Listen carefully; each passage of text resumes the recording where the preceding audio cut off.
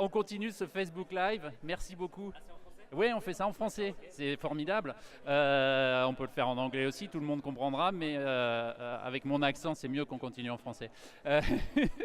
Merci beaucoup. C'est Emmanuel. Ouais. Bonjour, merci beaucoup d'être ici. Donc on essaie de parler un peu de ce qui se passe aujourd'hui, hein.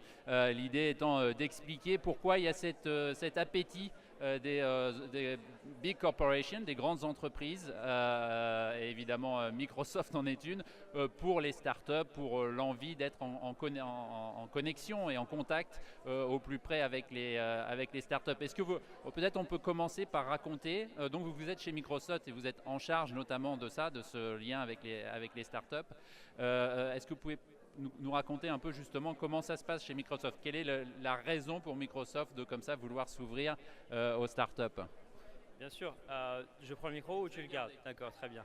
Donc la raison pour laquelle Microsoft fait ça, bon, il y a effectivement la raison fondamentale, c'est qu'il y a un besoin crucial pour Microsoft d'accompagner ses clients vers l'innovation et plus particulièrement la transformation digitale et numérique. Donc on a commencé Microsoft for Startups il y a 5 ans. Et donc, il y a 5 ans, on travaillait avec des entreprises qui étaient plutôt jeunes, qui étaient au stade de l'idée ou qui avaient levé un business angel round, donc typiquement entre 500 et 1 million. Et donc à ce moment-là, on s'est rendu compte qu'il était important pour Microsoft d'offrir des produits aux startups dans l'idée de comprendre comment les startups utilisaient notre technologie, pour créer une feedback loop en fait, hein, tout simplement, et que au bout du bout, Microsoft puisse comprendre comment créer des meilleurs produits pour les startups. Voilà, c'est vraiment comme ça qu'on a commencé en 2013.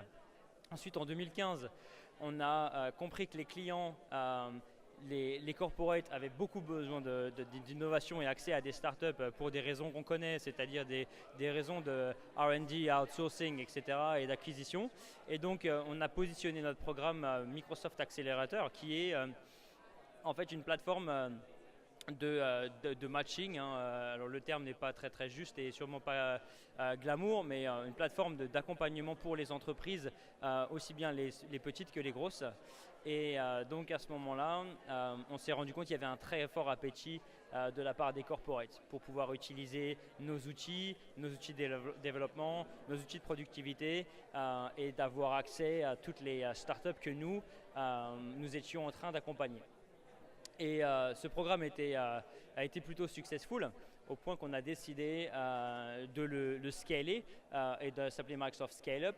Et donc on est un programme de 8 locations. On est stratégiquement positionné à 8 endroits sur la planète qui sont des tech hubs plutôt hot.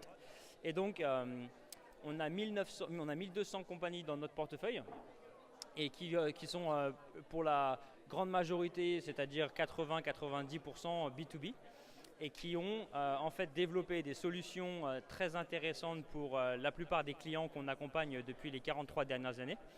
Et donc on continue à faire ça avec beaucoup de bonheur et beaucoup de joie. Quelle est la raison d'où vient cet appétit, à votre avis, des corporates, des grandes entreprises, cet appétit dont vous parlez pour les startups? C'est simplement l'idée un peu qui est fréquente, hein, que l'innovation, ça se passe mieux à l'extérieur, c'est plus facile à l'extérieur qu'à l'intérieur des grosses boîtes qui, par définition, ont plus de mal à innover. C'est des choses comme ça ou c'est autre chose? Alors je ne suis pas d'accord pour dire que les grosses entreprises ont plus de mal à innover en interne qu'en externe. Mais pour répondre à votre question, une entreprise n'achète que pour 2 raisons. Une entreprise, elle achète soit parce qu'elle a mal, soit parce qu'elle a une opportunité de gérer de nouveaux revenus. C'est les 2 seules raisons pour lesquelles une entreprise achète des services ou des produits. Et donc, le coût d'acquisition de l'innovation est très important puisque par définition, l'innovation ne génère pas de revenus. En tout cas, pas des revenus intéressants pour les grandes entreprises. On peut parler des grosses banques aujourd'hui qui travaillent avec énormément de petites startups de fintech, il faut bien se mettre dans la peau de la corporate. Et d'ailleurs, c'est un message que j'envoie à tous les CEO qui nous regardent aujourd'hui et qui cherchent à vendre aux corporates. Les corporates, si jamais vous n'êtes pas en mesure de générer plus de 10 à 100 millions dans les 2 prochaines années pour l'entreprise, vous n'allez pas être intéressant. Donc, j'invite toujours les entrepreneurs à réfléchir quel est l'impact financier que vous allez avoir sur l'entreprise. Et si jamais vous n'avez pas les 10 millions dans la prochaine année de revenus, vous n'êtes absolument pas intéressant pour l'organisation. Et ce n'est pas parce qu'ils ne veulent pas travailler avec les entreprises, parce qu'elles font des efforts. Les corporates font un effort incroyable pour aider, pour travailler, pour changer les cultures au sein de l'organisation, mais cela dit, ce n'est pas évident de pouvoir le justifier d'un point de vue financier, puisque des entreprises comme Microsoft, quand on bouge de l'argent d'un département à un autre, on bouge plusieurs centaines de millions, et des fois ça se compte presque, c'est proche du milliard. Donc quand on bouge des sommes d'argent vers des départements stratégiques, c'est absolument important qu'on puisse savoir si l'entreprise avec laquelle on va bosser puisse nous aider à générer des revenus ou justifier le mouvement de capitaux, les mouvements de capitaux. Alors, est-ce que vous pouvez nous donner peut-être 1 ou 2 exemples justement de startups qui sont soit dans votre programme, soit qui sont ici aujourd'hui et qui répondent finalement à cette demande et à ce potentiel dont vous parliez. Vous avez 1 ou 2 exemples en tête? Bien sûr. Donc moi j'ai recruté à peu près 75 compagnies depuis que j'ai rejoint ce programme. Et 51% de ce portefeuille est international. C'est-à-dire qu'il y a en réalité que 49% des entreprises que j'accompagne aujourd'hui qui sont basées sur le terrain anglais, sur le territoire anglais. Donc en réalité, sur les 120 entreprises qu'on a, il y en a une bonne quarantaine qui a la capacité de travailler avec les entreprises que nous on a accès et que Microsoft accompagne dans leur stratégie de développement et de transformation numérique et digitale. Quelques exemples. Il y en a 2 qui sont très parlants. Il y a Eagle Genomics, qui est une compagnie qui est née à Cambridge et qui a fait 10 ans de recherche gérée par une team extraordinaire et qui a développé une plateforme qui fait concurrence aujourd'hui à Palantir, alors qu'ils n'ont pas levé de fonds. Et pour ceux qui connaissent Palantir, on sait combien ils ont levé.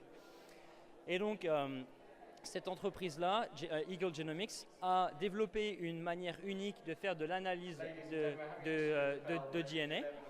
Et en plus, ils ont réussi à se diversifier. Pardon pour le bruit.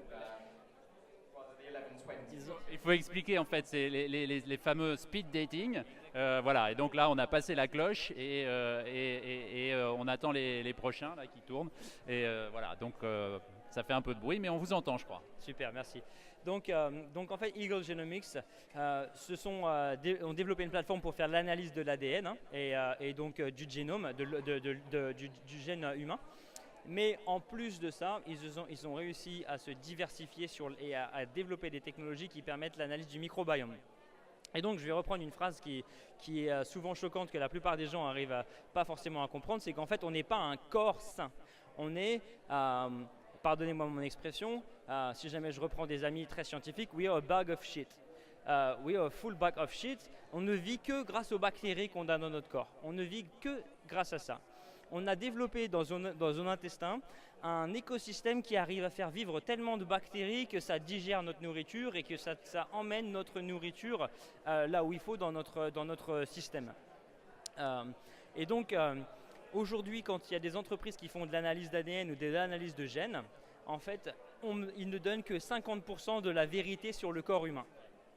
Même si jamais ils arrivent à analyser 100% de ce qu'ils sont capables d'analyser, c'est-à-dire le gène, et de séquencer le gène, ils ne sont en réalité capables de donner que 50% de ce qu'il y a dans ce corps, dans ce body.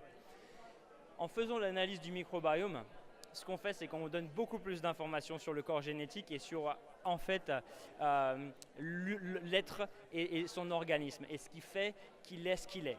C'est-à-dire sa capacité à vieillir, sa résistance aux maladies, la liste est longue. Et donc cette entreprise est rentrée il y a 6 mois dans notre programme. C'est une entreprise que j'ai rencontrée grâce à Radwan Audrey, qui est en fait un entrepreneur investisseur et qui est en réalité juste un brillant scientifique qui a pour passion de disrupter les industries à partir du moment où il y a de la data. Donc lorsqu'on s'est rencontrés, ils m'expliquaient leurs solutions. Et en fait, leur solution est très dure à vendre aux entreprises. Et ils avaient un bon lead avec une grosse entreprise dans la food industry que je ne vais pas nommer, très très grosse, l'une des plus grosses du monde. Et en fait, quand ils sont rentrés dans le programme, on a validé beaucoup de choses sur leur technologie, on a validé beaucoup de choses sur leur façon de communiquer, sur leur façon de faire de la vente.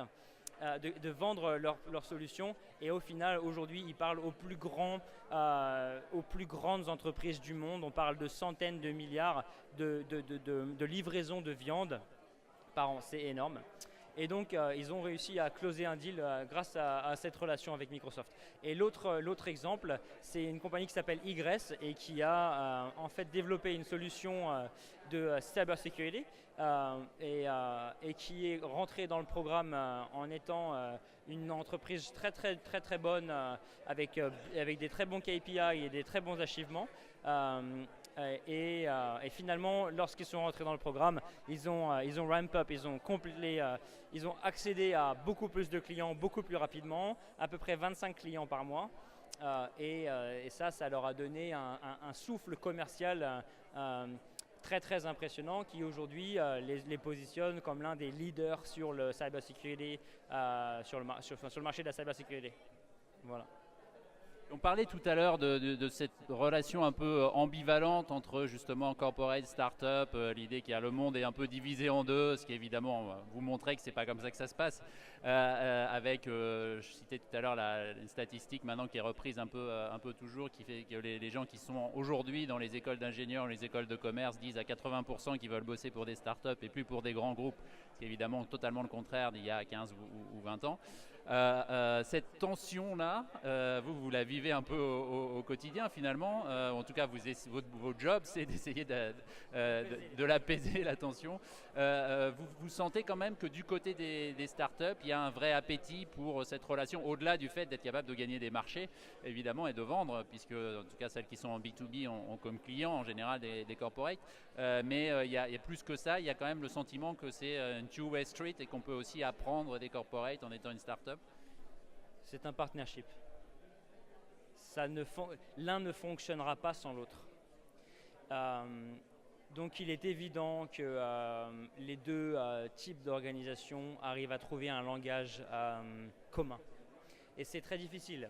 Il y a des notions il y a des notions culturelles qui sont tellement différentes. Et il y a une vitesse de la prise de décision qui est tellement différente. Et il y a un besoin financier tellement différent qu'une entreprise, une petite start-up qui a 2 ans et qui fait 500 000, 1 million de chiffre d'affaires annuel, lorsqu'elle gagne un contrat à 15 000 balles, c'est énorme. C'est 2 mois de cash flow pour certaines entreprises. Parfois, c'est 1 mois. Ça dépend du stade de l'entreprise, mais c'est beaucoup, 15 à 20 000 euros ou 20 000 livres. Une corporate, elle va dépenser 20 000 sur un coup de tête. La plupart des gens qui sont dans les entreprises, dans les corporates, à un certain niveau, n'ont même pas besoin d'avoir un direct line manager pour dépenser 20 à 50 000. Donc on ne parle pas de la même chose, on ne parle pas des mêmes besoins financiers. Donc il est évident qu'il faut que cette chimie se passe et qu'il y ait un langage commun. Maintenant, pour répondre à votre question, évidemment qu'il faut que les entreprises et les startups comprennent comment les corporates fonctionnent, puisque ça ne marchera que si jamais les deux se comprennent. Il faut bien comprendre qu'on est dans une industrie de la corporate et pas de la startup. On n'est pas dans la corporate, il y a plus de startups dans l'industrie qu'il y a de corporate, on est d'accord, mais en termes de capitaux, il y a plus de 55% des volumes de capitaux qui sont déployés par les corporates. Donc c'est-à-dire que si jamais on venait benchmarker le volume de VC en fonction et qu'on regardait le volume de VC distribué dans les startups et on le comparait au volume de corporate, de volume d'investissement que les corporates font dans cette industrie de l'aventure, les corporates, elles sont bien au-dessus. Pas de beaucoup, mais elles sont au-dessus.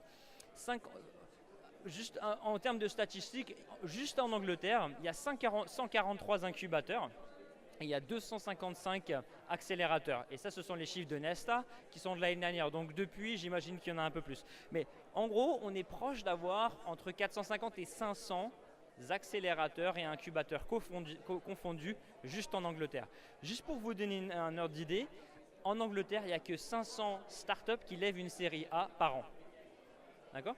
Donc si vous faites le calcul rapidement et que vous vous rendez compte qu'en fait les incubateurs et les accélérateurs accompagnent à peu près 20 boîtes par an, 20 boîtes par semestre, donc 2 fois par an, on se retrouve à 40 boîtes par accélérateur pour 500. C'est beaucoup de gâchis. C'est beaucoup de gâchis. Ce qu'il y a derrière, c'est que 50%, 51% précisément, les statistiques de Nesta, 51% des incubateurs et des accélérateurs UK sont backés par les corporates. Donc on n'est pas, statistiquement parlant, on n'est pas dans la startup courte. Et ce ne sont pas les corporates qui s'invitent au jeu des startups. C'est les startups qui s'invitent au jeu des corporates, puisque les startups aujourd'hui ont le cash flow. Ils ont les capacités de faire du LBO, ils ont les capacités de comprendre leur industrie mieux que les startups. Des entreprises comme IBM, comme Amazon, comme Microsoft, etc., ils savent ce qui se passe dans 20 ans. Ils ont une vision précise de là où le marché se dirige.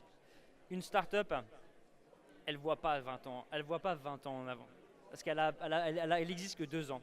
Et donc il y a un proverbe qui dit « The further back you look, the farther you see ahead ». Et donc une startup qui a 2-3 ans d'expérience avec des clients, elle ne voit pas aussi loin qu'une grosse organisation. Donc c'est pour ça que je pense que c'est vraiment important que les corporates ouvrent leurs connaissances aux startups et qu'en plus de ça, les startups aient l'appétit de pouvoir justement travailler avec des entreprises, même si jamais c'est trop tôt d'un point de vue financier, d'un point de vue culturel. Puisque le plus on apprend des entreprises, le mieux ça se passe. Kevin, merci beaucoup sur ce vibrant plaidoyer pour les grandes entreprises et les corporates, un peu contre-intuitif mais très très intéressant, un peu contre le discours ambiant mais justement très intéressant. Merci beaucoup. On va accueillir le prochain invité maintenant. Merci Kevin. Merci beaucoup.